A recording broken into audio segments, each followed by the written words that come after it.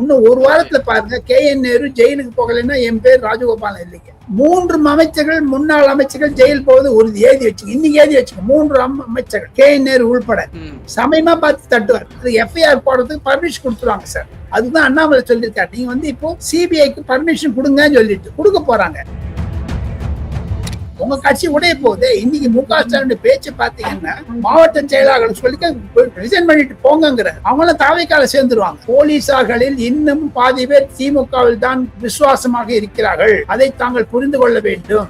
தமிழகத்தில் ஜாதி கலவரம், கம்யூனல் டென்ஷனுக்கு உண்டாக்குவதற்கான ஒரு விதை விதைத்து விட்டிருக்கிறார்கள் சட்டசபையில் திமுகவினர். அதன் மூலமாக ஜாக்கிரதையாக இருக்கணும். அவளுக்கெல்லாம் பயம் என்ன என்று கேட்டால், எங்க சட்டமன்றத்துல நீங்க உதயநிதி ஸ்டாலின் சனாதன தர்மத்தை பற்றி பேசியது தவறு. வெளியில பேசியது உள்ள பேசுறாங்க. நீங்க சொல்றீங்க அதுக்கு பதில் சொல்லணும். அதுக்குதான் வெளில சொன்னாரு பதில் விஜய். ட்விட்டர்ல சொன்னாரு. உன்னை மதிக்கிறேன்னு அர்த்தம். அதுக்கு நீ பேசியது குதிரை பேரத்துக்கு குதிரை வேகம்னு சொல்லிட்டார். பதில் சொல்லியாச்சு, முடிஞ்சது. மீதி பாயிண்ட் பை பாயிண்ட் வெளில சொன்னார். காரணம் அந்த சட்டத்தை நம்பிக்கை இல்லா தீர்மானம் தான் போகுது. நிர்மலா சீதாராமனை பார்க்க போறாங்க. நிர்மலா சீதாராமன் சொல்ல போறாங்க, ஆட்சி ரீதியாக இத்தனை பண்ணிருக்கேன் தமிழ்நாட்டுக்கு, அந்த கணக்கெல்லாம் கொடுங்க, திமுக பண்ணிருக்கேன்னு சொன்னப்பறம் கண்டிப்பாக விஜய்க்கு ஒரு புரிதல் வரும். டெல்லிக்கு வந்தாதான் அவருடைய மாறுதல் மைண்ட் மாறுங்க. நரேந்திர மோடி விளக்கமாக சொல்லுவார், நான் தமிழகத்திற்கு செய்தேன், திமுக எடுத்துக்கொள்ளவில்லை என்று. நீங்க கடன் வாங்கியிருக்கீங்க 8 லட்சம் கோடி, அது விட்டுருங்க. உங்க டாஸ்மாக்ல 3 கோடி வருஷத்துக்கு வருதுங்களா லாபம், அது எங்க போச்சுங்க?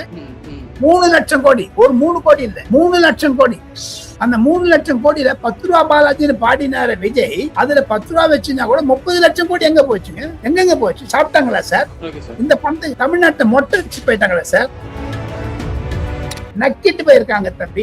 ஒரு பைசா விடலைங்க தம்பி. அவங்க அடுத்த வர ஆட்சி விஜயா இருக்கட்டும், பழனிசாமி ஆகட்டும், அவங்களே வந்தா கூட இந்த 3 ஆப்ஷன் தான் இருந்தது தமிழ்நாட்டில், வேற யாரும் இல்லை. இந்த 3க்குமே ஒரு துரோக செயலை செய்தது திராவிட முன்னேற்ற கழக அரசாங்கமும் MK ஸ்டாலினும் தங்கம் தென்னரசும். அரசியல் தகவல்களை உடனுக்குடன் தெரிந்து கொள்ள பாயிண்ட் ஆஃப் வியூ சேனலை சப்ஸ்கிரைப் செய்யவும். சார் வணக்கம் சார். நமஸ்தே. எப்படி இருக்கீங்க? நல்லா இருக்கீங்களா? நல்லா இருக்கு சார். நீங்க எப்படி சார் இருக்கீங்க? ஜோரா இருக்கேன், அமக்களமா இருக்கீங்க. தொடர்ந்து இங்க பல கிரிட்டிக்ஸ் விஜய் மேல ஏற்பட்டுக்கிட்டே இருக்கு. அவர் ஆரம்பிச்சு ஒரு 5 நாள் தான் ஆகுது. தொடர்ந்து அவர் மேல பல அடுக்கடுக்கான குற்றச்சாட்டுகளை வைக்கிறாங்க. அரசின் மீது தவறுகளை சுட்டி காட்டுறாங்க. எதிர்கட்சியா இருக்கட்டும், எதிர்கட்சிக்கு சப்போர்ட் பண்றவங்களா இருக்கட்டும், இங்க பல பேர் குற்றச்சாட்டு வச்சுக்கிட்டே இருக்காங்க. குறிப்பா இது ஒரு சோபா அரசு, சோபா மாடல் அரசா இருக்கு அப்படிங்கிற மாதிரி சொல்றாங்க. குதிரை வேகத்துல நீங்க சொன்னீங்க, சோபா மாடல் அரசா இருக்கு அப்படிங்கிற மாதிரி சொல்றாங்க. தொடர்ந்து விஜய் அவர்களும் சட்டமன்றத்தில் எதுவும் பதில் சொல்லாம தன்னுடைய ட்விட்டர் பக்கத்திலையும் இது மாதிரியான விஷயங்களையும் சொல்றாரு. அண்ட் சட்டமன்றத்திலையும் நாங்க பதில் சொல்றதுக்கு துள்ளி குதிச்சு பதில் சொல்லணும் அவசியம் இல்ல அப்படிங்கிற மாதிரி விஷயங்களும் சொல்றாங்க. விஜய் அவர்களுடைய இந்த சட்டமன்ற போக்கு எப்படி இருக்கு? அரசாங்கம், விஜயனுடைய அரசாங்கம் 144 ஓட்டு வாங்கி வெற்றி பெற்று விட்டது. வாழ்த்துக்கள். அவர் எதிர்பார்க்கக்கூடிய சில பிரச்சனைகள், எதிர்வரக்கூடிய பிரச்சனைகள் இதையெல்லாம் சட்டமன்றத்தில் உதயநிதி பேசியதிலிருந்து நாம் புரிந்து கொள்ளலாம். தாங்கள் கேட்டீர்கள், இது ஒரு விவாத பொருளாகிவிட்டது. வட இந்திய அரசியல் நிபுணர்கள், அரசியல் விமர்சகர்கள் இடையே கூட இது ஒரு பேச்சு பொருளாகிவிட்டது. உதயநிதி அந்த மாதிரி பேசியிருக்க கூடாது என்று, சனாதன தர்மத்தை பேசி வன்முறையை தூண்டிவிடப் போகிறாரோ விஜய் அரசுக்கு எதிராக என்று கூட எண்ண தோன்றுகிறது. விஜய் அரசு ஒரு மைனாரிட்டி அரசு மாதிரி வந்துருச்சு. 108 இருக்கிறதுனால 144 எல்லாரும் மறந்துடுறாங்க. வரக்கூடிய நாட்களில் ஒருவேளை சண்முகமும் அவர்களும் வேலுமணி அவர்களும் மந்திரி சபையில் சேர்ந்து கொண்டால் மந்திரி சபையினுடைய ஒரு அடையாளம் மாறும். அவர்கள் பதில் சொல்ல ஆரம்பிப்பார்கள். ஆதவ அர்ஜுனா, புசி ஆனந்த், செங்கோட்டையன் போன்றவர்கள் எல்லாம் அடிக்கடி பேச வேண்டும். இல்லை என்றால் ஒரு விதமான தர்ம சங்கடத்திற்கு விஜய் ஆட்படுவார். வரக்கூடிய நாட்களில் எனக்கு இருக்கக்கூடிய பயம், என் மனதில் இருப்பதை தங்களுடைய ஒரு நேர்கள் மூலமாக மாண்புமிகு முதலமைச்சர் விஜய் அவர்களுக்கு தெரிவிக்க வேண்டும் என்றால், ரொசோரியாவும் ராஜகோபாலும் பேசுவதன் மூலமாக சாராம்சம், திராவிட முன்னேற்ற கழகம் தங்களுடைய அரசிற்கு வீண் வம்பை கொடுத்து விடும். தாங்கள் ஜாகிரதையாக இருக்கணும், அலட்சியமாக இருக்காதீர்கள். போலீசார்களில் இன்னும் பாதி பேர் திமுகவில் தான் விசுவாசமாக இருக்கிறார்கள். அதை தாங்கள் புரிந்து கொள்ள வேண்டும். இரண்டாவதாக, விஜய் அவர்களே, தமிழக முதலமைச்சர் அவர்களே, மாண்புமிகு முதலமைச்சர் அவர்களே, தமிழகத்தில் ஜாதி கலவரம், கம்யூனல் டென்ஷனுக்கு உண்டாக்குவதற்கான ஒரு விதை விதைத்து விட்டிருக்கிறார்கள் சட்டசபையில் திமுகவினர். அதன் மூலமாக ஜாக்கிரதையாக இருக்கணும். அவளுக்கெல்லாம் பயம் என்ன என்று கேட்டால், சனாதன தர்மத்தை ஊண்டி விட்டு ஏதோ கிறிஸ்தவர்கள் முஸ்லிம்கள் சேர்ந்து கொண்டு விஜய் ஆதரிக்கிறார்கள் என்ற சூழலிட்டாலும் இந்துக்களுக்கு விரோதமாக செயல்படக்கூடிய நிலைமையை அது கொண்டு ஆட்படுத்தி விடுகிறார்கள். தங்களுடைய ஸ்டேட்மெண்ட் எல்லாம் பாத்தீங்கன்னா அதுதான் என் மனதில் படுகிறது. ஆனால் இரும்பு கரம் கொண்டு இந்த கம்யூனல் போர்சஸை, அது யாராக இருக்கட்டும், இந்துக்களாக இருக்கட்டும், சிறுபான்மைகளாக இருக்கட்டும், யாரு தூண்டிவிட்டாலும் அதற்கு வன்முறையை கண்டிக்க வேண்டும், வன்முறையை ஒடுக்க வேண்டும். நான் கேள்விப்படுகிறேன் பல மாவட்ட சூப்பரண்ட் ஆஃப் போலீஸ், கலெக்டர் எல்லாம் மாத்திருக்காரு. அடுத்த வாரம் அனைத்து மாவட்டங்களுடைய district collector, superintendent of police conference நடக்க போகுது. டைரக்டர் ஜெனரல் ஆஃப் போலீஸுக்கு ஆணையிட்டிருக்கிறார். ஒன்று நிச்சயம், தமிழகத்தில் சட்ட ஒழுங்கு பிரச்சனையை சீர்குலைய செய்ய வேண்டும் என்று எதிர்கட்சிகள் துடிப்பாக இருக்கின்றன. அதற்கு தாங்கள் அனுமதிக்க கூடாது என்பதுதான் என்னுடைய ஒண்ணு. இரண்டாவது, சட்டசபையில் பேசும் பொழுதும் பதவியேற்றுக் கொண்டு பேசும் பொழுதும் முதலமைச்சர் ஒரு கருத்தை தெரிவித்தார்.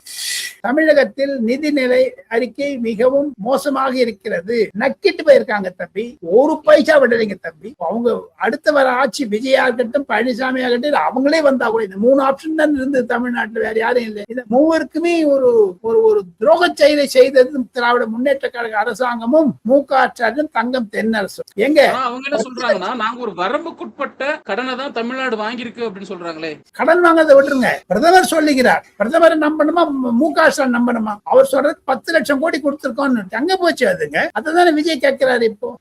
ஆக மொத்தம் நீங்க 10 லட்சம் கோடி வாங்கியிருக்கீங்க, விட்டுருங்க. நீங்க கடன் வாங்கியிருக்கீங்க 8 லட்சம் கோடி, அது விட்டுருங்க. உங்க டாஸ்மாக்ல 3 கோடி வருஷத்துக்கு பாத்தீங்களா லாபம், அது எங்க போச்சுங்க? 3 லட்சம் கோடி. ஒரு 3 கோடி இல்ல, 3 லட்சம் கோடி. அந்த 3 லட்சம் கோடியில 10 ரூபா பாலாஜின்னு பாடினார விஜய், அதுல 10 ரூபா வச்சுனா கூட 30 லட்சம் கோடி எங்க போச்சுங்க? 10% 30 லட்சத்துக்கு 10% 30 லட்சம் கோடி எங்க போச்சு? சாப்பிட்டாங்களா சார்? இந்த பணத்தை தமிழ்நாட்டை மொட்டை அடிச்சு போயிட்டாங்களா சார்? இந்த சூழல விஜய் அவர்கள் குற்றச்சாட்டு வைக்கும் பொழுது அவங்க திரும்ப விஜய் அவர்கள் மேலேயே ஒரு பழியை தூக்கி போடுறாங்க. உங்களை மாதிரி நாங்க ஒன்னும் குதிரை பேரும் பேசி ஆட்சிக்கு வந்து அந்த மாதிரி நிதிநிலைக்கு வரல, உங்களை மாதிரி நாங்க ஒன்னும் சோஃபா மாத்தி ஆட்சிக்கு வந்து அது மாதிரி எதுவும் பண்ணல அப்படின்னு ரொம்ப ரொம்ப தெளிவான செயல் திட்டங்கள் நாங்க செஞ்சோம், அது மூலியமா தான் கடன் வந்துச்சு அப்படிங்கிற மாதிரி நிலையில இன்னைக்கு திமுக பேசுறாங்க. அப்படி குதிரை பேரும் பேசாம இது மாதிரி பணம் எதுவும் கொடுக்காம பண்ணப்பட்ட அரசு தான் திமுக அரசா இருந்துச்சா, இல்ல விஜய் அவர்கள் அப்படி செய்யாத போதும் இல்ல செஞ்சிருந்தாலும் இந்த குற்றச்சாட்டை திமுக வைக்கிறது சரிதானா? அதனால குதிரை பேர் எங்க செஞ்சாங்க? இவர் உதயநிதிக்கு விஜய் வரக்கூடாதுன்னு தடுத்தாங்களே, அப்ப அது குதிரை பேரம் இல்லையே, கட்சி பேரமா? திமுக அதிமுக ஒன்னா சேர்ந்து திருமாவளவன் முதலமைச்சராங்கிறாங்களா? எங்க 2 ஓட்டு வாங்கிட்டு அவர் முதலமைச்சர், 103 ஆண்டுக்கும் எதிர்கட்சியாங்க. அது சந்திரசேகர் இருந்தாரு மத்திய அரசாங்கத்தை பிரதமரா, அவர் 16 எம்பி வச்சு பிரைம் மினிஸ்டர் ஆனாரு. வேற 543 எம்பிக்கு நடுவில் 14 எம்பி தான் இருந்து அவர்கிட்ட. அதே மாதிரி இங்க 234 சட்டசபையில 2 பேர் இருக்கக்கூடிய விடுதலை சிறுத்தை கட்சிக்கு பிரைம் சீஃப் மினிஸ்டர் ஆகணும்னு திமுக முன்மொழிஞ்சது. காரணம் என்ன என்று கேட்டால் விஜய் வரக்கூடாது. அதே மாதிரி திமுக வெளியிலே சப்போர்ட் பண்ணி எடப்பாடி பழனிசாமி சீஃப் மினிஸ்டர் சொல்றாங்க. ஆக 3 நாள்ல 3 பிரைம் மினிஸ்டர் தமிழ்நாட்டுக்கு வந்தாங்களா? விஜய், திருமாவளவன், எடப்பாடி பழனிசாமி. இது செய்த சூத்திரதாரி ஸ்டாலின் அவர்களும் தானே. ஏங்க அந்த காயை நகர்த்தினாரு? காரணம் விஜய் வரக்கூடாது, காரணம் சினிமா, காரணம் ரெட் ஜெயண்ட், காரணம் உதயநிதி. உதயநிதி எதிர்காலத்தில் முதலமைச்சர் ஆகக்கூடாது என்ற ஒரு எண்ணத்தை விஜய் ஏற்படுத்தினார். அது மன்னராட்சி என்று சொன்னார்கள். விஜய் அவங்க ஸ்டாலின் வீட்டுக்கு போயிட்டு கொஞ்சம் நினைச்சாங்க. கட்சியில அவங்க ரியல் கலர் உதயநிதி காமிச்சாரு சட்டமன்றத்துல. சனாதன தர்மத்துக்கு எங்க பேசணும்? இப்போ எதுக்கு அமாவாசைக்கு அப்துல் காலத்துக்கு என்ன முடிச்சு போடுறீங்க? அது பேச வேண்டிய அவசியம் என்ன வந்ததுங்க? ஒரு உசிப்பி உடனே பண்ணாரு. ஒரு பர்டிகுலர் இந்து சமுதாயத்தை முஸ்லிம்களுக்கும் கிறிஸ்துவர்களுக்கும் எதிராக செய்ய வேண்டும் என்று வன்முறை பேச்சுத்தான் சட்டசபையில பேசினாரு மறைமுகமாக. ஆக மொத்தம் திமுக ஒரு அஜெண்டால போறாங்க. இந்த தமிழ் வெற்றி கழக அரசாங்கம் நீண்ட நாள் இருக்கக்கூடாது. நேற்று அவர் பேசிட்டு கூட சொன்னாரு, எவ்வளவு நாள் இந்த அரசாங்கம் இருக்குமோன்னு தெரியல. ஐயா உதயநிதி ஸ்டாலின் கூட நீங்க எவ்வளவு நாள் எதிர்கட்சி இருப்பீங்க? உங்க கட்சி உடைய போகுது. இன்னைக்கு மு.க. ஸ்டாலின் பேச்சு பாத்தீங்கன்னா மாவட்ட செயலாளர்கள் சொல்லி ரிசைன் பண்ணிட்டு போங்கிறார். அவங்களும் தாவைக்கால சேர்ந்துருவாங்க. டீ கடையில பேசுறதெல்லாம் சோசியல் மீடியால எழுதுங்கிறாரு. தமிழ்நாட்டுல எங்க டீ கடை இருந்தது தம்பி?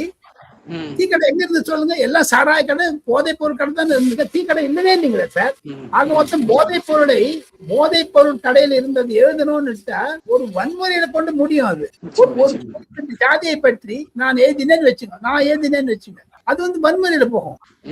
ஒட்டுமொத்தம் இனி பொருளாதார ரீதியில், சட்ட ஒழுங்கு ரீதியில், அரசியல் ரீதியாக இனி வரக்கூடிய நாட்களில் இன்று முதல் 14ஆம் தேதி மே மாதம் வியாழக்கிழமையிலிருந்து திமுக ஒரு முடிவு எடுத்து விட்டார்கள். விஜய்க்கு தூக்கம் வரக்கூடாதுன்னு. இவர் தூங்க மாட்டாரு, அவனுக்கு தூக்கம் வரக்கூடாது. Okay sir. இந்த சூழல்ல விஜய் அவர்களை வந்து ஒரு சனாதனவாதியாகவும் அவருடைய தேர்தல் அவருடைய அரசு அலுவலர் ஒருத்தர் வந்து அவர் ஜோதிடம் பார்க்கிறவரு, அவரை நீங்க வந்து உங்களுடைய அரசு அலுவலகத்தில் மக்களுடைய வரி பணத்துல சம்பளம் கொடுத்து உட்கார வைக்கிறீங்க அப்படிங்கிற மாதிரி குற்றச்சாட்டுகள் திமுக தூண்டுதலின் பேர்ல திமுக கூட்டணி கட்சிகள் பேசுறாங்க. திமுக அதை பேசவே இல்லை எங்கேயுமே. அரசு பணத்தை அப்படி செலவிடுறது வந்து நியாயமா அப்படிங்கிற கேள்வி பண்ணு. திமுகவிலும் அப்படி இருந்தாங்க, அதிமுகவும் அப்படி இருந்தாங்க. ஆனா அப்படி ஒரு கெசட் நோட்டிபிகேஷன், அப்படி ஒரு ஆர்டரும் இது வரைக்கும் வெளியில வராம இருந்த அரசு இன்னைக்கு இப்படி ஒரு நோட்டிபிகேஷன் வெளியில வந்து அது இவ்வளவு பெரிய சட்டமன்றத்துல இவ்வளவு பெரிய விவாதம் ஆயிருக்கு, திரும்ப அது பெறப்பட்டிருக்கு. இது எந்த மாதிரியான போக்க காட்டுது? தமிழ் வெற்றி கழகத்திற்கு ஒரு நெகட்டிவ் பாயிண்ட் தான் காமிக்கும், எதிர்வினையைத்தான் முடியும். ஆனால் விஜய் அவர்கள் சமாளித்துக் கொண்டு விட்டார். பிரேமலதா என்னைக்கு பேசினாங்களோ 3 மணி 10 நிமிஷத்துக்கு அந்த அம்மா பேசினாங்க. 3 மணி 25 நிமிஷத்துக்கு அந்த ரிவோகேஷன் ஆர்டர் பப்ளிஷ் பண்ணிட்டாரு விஜய். சட்டமன்றத்துக்கு மரியாதை கொடுத்து செய்தார். அவர் செய்த தப்பு தவறு என்பது வேறு விவாதம். ஒண்ணு வந்தீங்க எங்க விஜய்க்கு எனக்கு வேணுங்கிற ஆளை நான் வச்சுக்கணுமா? நீங்க ஜோதிடரை விட்டுருங்க, அவருக்கு பிடிச்ச ஆளை வச்சிருந்தாரு, அது தப்பு கிடையாது. ஆனா ஜோசியர் வரி பணம் சனாதன தர்மத்தை கொண்டு வந்தாங்க உள்ள. இதை விடுங்க, தேர்தலும் போது சங்கீதாவுடைய அபிடவிட்டை விட்டாங்களா, அதை விட இது ஒண்ணும் தப்பு இல்லைங்களா சார்? எவ்வளவு அயோக்கியத்தனம் பண்ணாங்க சார். அதுக்கு எவங்க ஆட்சிக்கு கொடுக்க, அதனால இந்த எதிர்கட்சியில உட்கார வச்சாங்க ஜனங்க. அதே மாதிரி இவங்க ஏதாவது இப்ப வம்பு பண்ணாருன்னா விஜய் கண்டிப்பாக தேர்தலுக்கு போனாருன்னா 200 சீட்டு ஜெயிப்பாங்க, 200 சீட்டு ஜெயிப்பாங்க. எதுக்காக இந்த மாதிரி வன்முறைகள் எல்லாம் தூக்கி விட வேண்டும்? ஒண்ணு இல்ல, ஒரு இது முதல்ல வந்தே மாதரம் பாடினாரு, அது தேசிய தமிழ்நாடு பாடல அப்படின்னு கவர்னர் சொன்னாரு, இந்த ஆர்டர்ல வரணும், மத்திய அரசாங்கத்துடைய ஆணை, இந்த தமிழ்நாடு பாடலே பாக்குறேன்னு சொல்லிட்டு முதல் நாளே ஆதவ அர்ஜுனா ஸ்டேட்மெண்ட் கொடுத்துட்டாரு. ஆக மொத்தம் சின்ன சின்ன விஷயத்தில் எல்லாம் கூட பெரிதாக்குகிறாள் திராவிட முன்னேற்ற கழக அரசாங்கம். காரணம், இன்னமும் அந்த திமுகவிற்கு அனுதாபிகளாக இருக்கக்கூடிய பத்திரிகையாளர்கள், போலீஸ்காரர்கள், பொதுமக்கள், தொலைக்காட்சி நிறுவனங்கள்லாம் இன்னமும் திமுக பக்கம் தான் இருக்குது. அதை உரைத்தெறிவதுதான் விஜயனுடைய கடமையாக இருக்க வேண்டும். நான் ஒரு வேண்டுகோள் விட்டுக்கிறேன். நம்ம எல்லாம் சப்போர்ட் பண்றோம் விஜய், அவங்க எதிர்வினை தான் பெருசாயிட்டு இருக்குது. நான் வந்து இன்னும் சொல்றேன், எடப்பாடி பழனிசாமி விஜய் ஒன்னா இருக்கணும்னு சொல்றேன். ஒண்ணு கூட அப்பவே தேர்தலுக்கு முன்னாடியே திமுக காணாத போய் இருக்குங்க. ஆனா ஒரு விரோதத்தை சிவி சண்முகம் அந்த செங்கோட்டையெல்லாம் பண்ணி விட்டுருக்காங்க விஜய் ஒரு நல்ல நடுக்கலைஞர். அவர் வந்து போய் சொன்ன பயப்படுறாரு.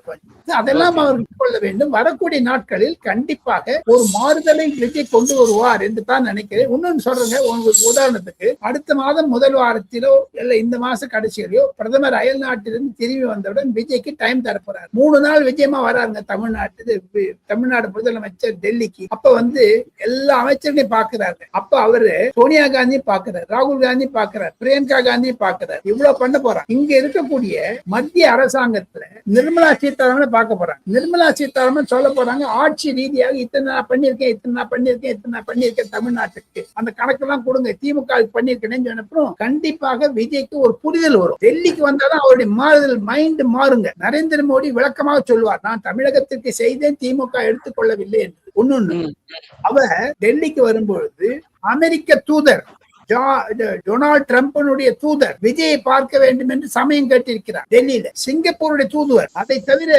மலேசியா தூதுவர், ஜப்பான் தூதுவர், கொரியா தூதுவர், இவங்க எல்லாம் விஜய் பார்த்துட்டு என்னென்ன நடக்க போகுது, ஏன்னா இந்த ஹுண்டை ஃபேக்டரி தமிழ்நாட்டில் இருக்கு, அதனுடைய எதிர்காலம், பரந்தூர் ஏர்போர்ட் இருக்குது, இதனுடைய எதிர்காலம், இதையெல்லாம் பேசுவதற்கு விஜய்க்கு அவ்வளவு மவுசு வரும்பொழுது அதையெல்லாம் பார்த்து கொண்டு சகிக்க முடியாத முதலமைச்சராக இருந்த மு.க. ஸ்டாலின் எதிர்வினை ஆற்றுகிறார். அமெரிக்க தூதர் பார்க்கிறார் என்றால் அது மாபெரும் தமிழ்நாட்டுக்கு முக்கியத்துவம் தருகிறார்கள். காரணம், இத்தனை நாள் இருக்கக்கூடிய திமுக அரசு வந்து பார்க்கணும் அவங்க ஆசைப்படவே இல்லையா?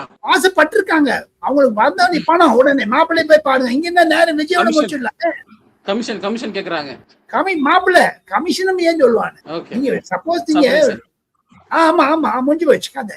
சபரீசன் பாருங்க, அவர் தேவையானதை எங்களுக்கு கொடுக்க வேண்டியதை கொடுக்க சொல்லுவாரு அப்படிம்பாங்க. அவ்வளவுதான் ஆட்சி சபரீசன். அதனால சொன்னாரு விஜய், சென்டர் பாயிண்ட் ஒண்ணுதான் விஜய், தமிழ்நாட்டுல 5 பாயிண்ட் கிடையாதுன்னாரு. அந்த மாதிரி தான் அது. இதெல்லாம் வைத்துக் கொண்டு பார்த்தால் கண்டிப்பாக தமிழகத்தில் ஒரு மாற்றத்தை கொண்டு வந்த விஜய் அவர்களுக்கு சோதனைகள் அதிகம். சாதனையாக மாற்றுவதற்கு 6 மாதம் அல்லது 1 வருடம் ஆகும். தாங்கள் மூச்சை பிடிச்சு கொண்டு இருங்கள். வன்முறையை வழக்கு விடக்கூடிய எதிர்கட்சிகள் எந்த விதத்தையும் செய்வார்கள். எதிர்கட்சி தலைவர்கள் ஒரு குற்றம் சாட்டுறாங்க அப்படின்னா நீங்க கருணாநிதியா இருக்கட்டும், ஜெயலலிதா அவர்களா இருக்கட்டும், உடனே அங்க ஸ்பாட்ல பதில் சொல்லுவாங்க. ஆனா இன்னைக்கு வந்து எதிர்க்கட்சி தலைவர் ஒரு கேள்வியை கேட்டுட்டு அவர் வெளிநடப்பு செஞ்சுட்டாரு, ஓகே. ஆனா சட்டமன்றத்திலேயே முதல்வர் அவர்கள் பதில் கொடுக்காம வெளியில வந்து பதில் கொடுக்கறதுக்கான காரணம் என்னவா இருக்கும்? இப்போ வந்து அவருக்கு வந்து அந்த ஒரு 5 நாள் தான் ஆயிருக்கு, இதெல்லாம் புரியறதுக்கு லேட் ஆகுது அப்படிங்கிற ஒரு எண்ணமா, இல்ல நம்ம பேசிடக்கூடாது தப்பா எதுவும் அப்படிங்கிற மாதிரி எண்ணமா? அதுங்க தீய சக்தி தூய சக்தின்னு சொல்றவருக்கு உதயநிதி எதிர்த்து பார்த்தா என்னங்க பயம்? அவர் செய்தது தர்மம். அவர் செய்தது சட்டசபையினுடைய மரியாதையை காப்பாற்றினார். சட்டசபையில் 140 ஓட்டு போட்டிருக்காங்க, மரியாதை. இன்ப நிகழ்ச்சியில் துன்பத்தை கொண்டு வரக்கூடாது என்பதைத்தான் அவர் நிலைநாட்டினார். காரணம் என்ன என்று கேட்டால், ஒரு அந்த சட்டசபையினுடைய போக்கு என்னன்னா ஓட் ஆஃப் கான்பிடன்ஸ், அவ்வளவுதான். நம்பிக்கை தீர்மானம். அதுக்கு மேல பேசுறது வெளில பேசிக்கலாம். வெளில பேசுறது உள்ள பேசுறாங்க. சனாதனத்தை தம்பியே உள்ள பேசுற தெரியுமா உங்களுக்கு? உதயநிதி சட்டசபையில எங்களுக்கு அந்த கேள்வி வருது.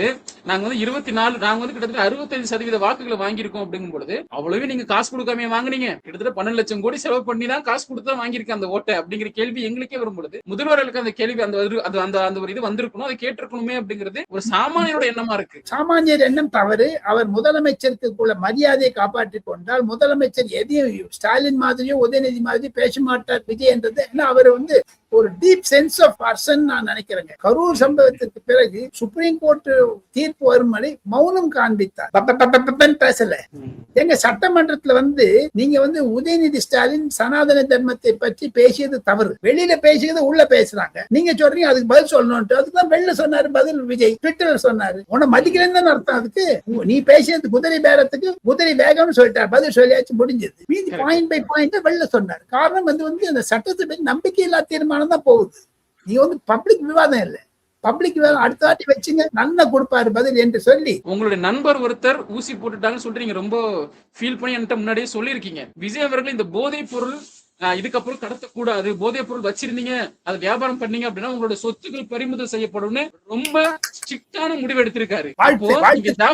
இங்க ஜாஃபர் சாதிக்கு வச்சு போதைப் பொருள் அப்படிங்கிற பேர்ல வந்த திமுக இந்த ஆட்சியில என்ன செய்ய போறாங்க? அது யோகி ஆதித்யநாத் மாடல்னு சொல்லுவாங்க, வேற ஒண்ணும் கிடையாது. திசை திருப்பி விடுவார்கள். என்னை பொறுத்த மட்டும் அது அந்த உத்தரவு கொடுத்தது நான் கேள்விப்பட்டேன். வாழ்த்துக்கள் விஜய் அவர்களே. ஜாஃபர் சயீதுக்கு கைது செய்ய வேண்டும். இது திமுகவுடன் இருக்கக்கூடிய நண்பர்களையும் கைது செய்வார் விஜய் என்பதுதான் என்னுடைய கருத்துங்க. இன்னும் ஒரு வாரத்துல பாருங்க, KN நேரு ஜெயிலுக்கு போகலைன்னா என் பேர் ராஜகோபாலன் இல்லைங்க. கூடிய FIR போடுறதுக்கு பர்மிஷன் கொடுத்துருவாங்க சார். அதுதான் அண்ணாமலை சொல்லியிருக்காரு. நீங்க வந்து இப்போ சிபிஐக்கு பர்மிஷன் கொடுங்கன்னு சொல்லிட்டு கொடுக்க போறாங்க. என்ன ஒன்னே எல்லாம் புரிஞ்சுக்கணும் தம்பி. நான் பத்திரிக்கையாளர் 45 வருஷம் இருந்ததுனால பல விஷயம் புரிஞ்சுக்க முடியுது. தடால் வந்தா புரிஞ்சுக்க முடியாது. நீங்க நைட் தான் வந்திருக்கீங்க சீஃப் மினிஸ்டர். ஒரு வாரம் 10 நாள் டைம் கொடுங்க. இப்பதானே வந்திருக்காரு வெற்றி இன்னில இருந்து ஆரம்பிச்சிடுவாங்க. சோ ஆக மொத்தம் திமுகவுடைய 78,500 கோடி ரூபாய் ஊழல் மிக சீக்கிரத்துல வெளிவர இருக்கு. எல்லா மந்திரிகளும் அதுல இன்வால்வ் எல்லா திமுக காரங்களும் கைதாவாங்களா? 3 அமைச்சர்கள் முன்னாள் அமைச்சர்கள் ஜெயில் போவது உறுதி. ஏதி வச்சுங்க, இன்னைக்கு ஏதி வச்சுங்க. 3 அமைச்சர்கள் KN நேரு உள்பட